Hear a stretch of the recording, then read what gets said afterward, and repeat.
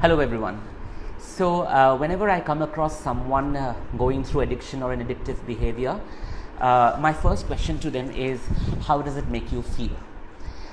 See, addiction can be of different forms. You can either be addicted to a substance. That substance could be alcohol, it could be cigarette, it could even be chips, it could be bhujia, it could be narcotics as well, or you could have addictive behavior, which is probably obsessive clinging in a relationship, obsessive insecurity about a relationship breaking apart, or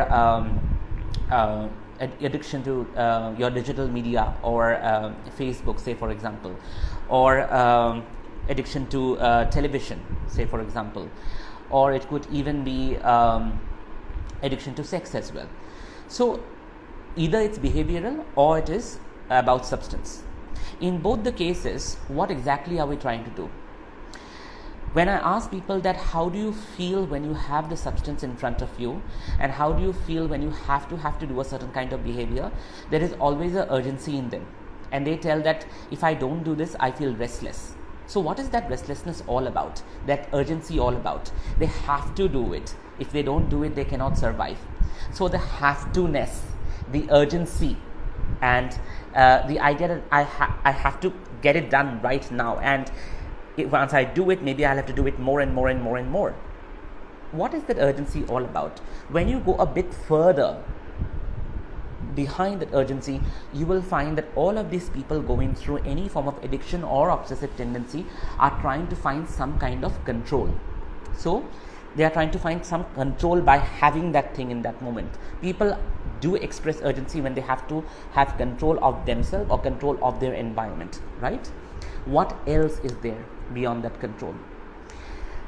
All of these people exercising control over their environment by getting hooked to that behavior or getting hooked to that substance, at the same time are also trying to find some kind of safe space. The moment they are in control, they feel safe in that moment. So they are actually trying to find some kind of safe space. So in that safe space, when they are controlling and when they are with the substance, what do they feel? They feel connection. A lot of people ask me, what is the solution of addiction? Is it controlling that behavior from not getting addicted to the substance? And I tell them that the solution is not that. The solution actually is connection, because all of these people who are addicted to the substance or the behavior are trying to also find some kind of connection to that substance or to that behavior. Somewhere in their past, they may have felt isolated. And that's the reason they are trying to find connection now, and they find that connection in the form of that substance, in the form of that behavior, in the form of alcohol, in the form of smoking, in the form of narcotics, whatever. So three things: control, safe space, and of course feeling isolated, and hence trying to find some kind of connection. Now if you look at all these three things, control, safe space, finding connection because there was isolation at some point of time, are connected to trauma. These are also symptoms of trauma also. Whenever a person goes through post-traumatic stress, what are they trying to find? They are trying to find control in the moment of panic. They are trying to find a safe space.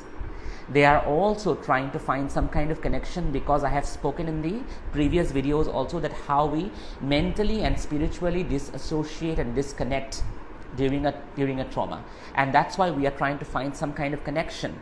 And these three things, control, connection, and safe space, become our solution, become our coping mechanism. So behind all kinds of addiction, there is one or the other trauma. Okay. Also because, all of these people who are trying to find control, connection, and safe space have a void inside them.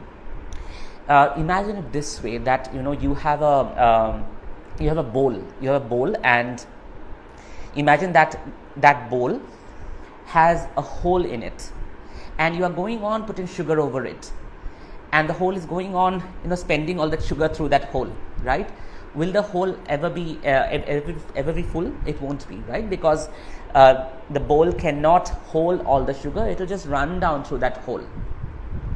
Similarly with us also, whenever we are addicted to a substance, whenever we are continuously executing a certain behavior because of an urgency, we are trying to fill up that void inside us. However, we can't fill it up because originally it was not filled up with that substance. It was not filled up with alcohol. It was not filled up with smoking. It was not filled up with narcotics. It had something else. What is that something else? That something else is a part of the soul which you had lost in a traumatic situation. Because that part is lost, therefore the void is created. Because the void is there, therefore it feels unsafe. Therefore it feels isolated, disconnected. Therefore it feels that everything is out of control, and therefore you want control, you want connection, you want safe space. Now, in regression, what happens is, whenever I come across addiction, I always try to find out if there is trauma involved. And if there is trauma involved, I always try to find out if there is soul loss involved, because soul retrieval is required in such circumstances. Now, you may tell me that every person going through trauma may not be addicted, and every person going through addiction may not have trauma in their timelines. Well, the first one is true. Of course, there might be other coping mechanisms also, but in the second one, it may not be so that they have gone through trauma themselves. It may not be so that they have encountered it firsthand, because I had spoken before as well that whenever you see trauma, witness trauma, that also is trauma for you.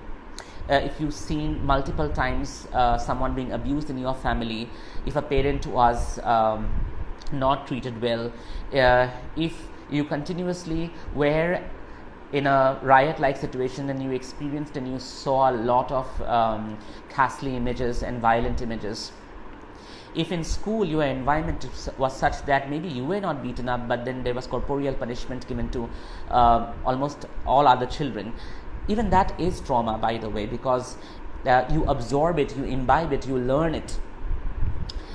And even then, there is a probability that later, when you are trying to cope with it, you may cope with it with a substance or with an addictive behavior. Now, with some people, what happens is, I don't find trauma in their own experience, in their own life, but I do find trauma in their family line, either in the father's line or in the mother's line. So, either someone was beaten up, someone was physically abused, someone was mentally abused, someone went through an accident, someone went through a suicide, someone went through a rape, someone went through molestation, someone went through death by burning. All of these things could be there in the ancestral line, and it is proven now that experiences in the ancestral line get passed down to further generations also, and the field of science looking into it is called epigenetics. We therapists call it transgenerational trauma, transgenerational experiences, and there is a form of therapy called transgenerational therapy where we try to release the trauma from the ancestral line. While rarely, and in others, it is found that they may not be going through trauma themselves in times of addictive behavior, but they may have experiences in other timelines, meaning that all these people go back to images of either being lost in a forest and dying of starvation, going through abject poverty somewhere else. They go through images of being burned at the stake. They go through images of being beaten up and betrayed. These images are not from their lifetimes. Most times, these images are from elsewhere. All of these people identify this elsewhere as past life memories and past life experiences. Now, for me, I am not here to validate the experience, the authenticity of the experience, but rather my idea is to make them go through that trauma, go through that experience, because you know that when PTSD happens, the brain, of course, has not been able to process the experience, and therefore it is in the form of post-traumatic stress. And here what I do is, whatever image they get and whatever story that they go through in a past life experience, I allow them to move through it and process it, finish it, end it, and then heal it and release it. So either it is you going through the experience yourself, having a trauma in your childhood, or it is your family line having history of trauma, or it is from other space, other dimension, other timeline, or from a past life that the trauma can resurface up. In all of these cases, more than the trauma, what is important is how we are coping with the trauma. A lot of people may be coping with it in a different way, but in addiction, it is very important to look into the fact that whether there was trauma or not. So if you know anyone or if you are going through such a thing where addiction is involved, then instead of trying to cope with it that way, or worse, maybe judging the experience, try to look back if there was trauma involved. Somewhere or the other, it has to be involved. Because without that, you would not be seeking control. Without that, you would not be seeking a safe space. Without that, you would not feel disconnected, isolated, and trying to find some form of connection. Of course, go easy on yourself, but do find out where is the void. Okay? Thank you so much.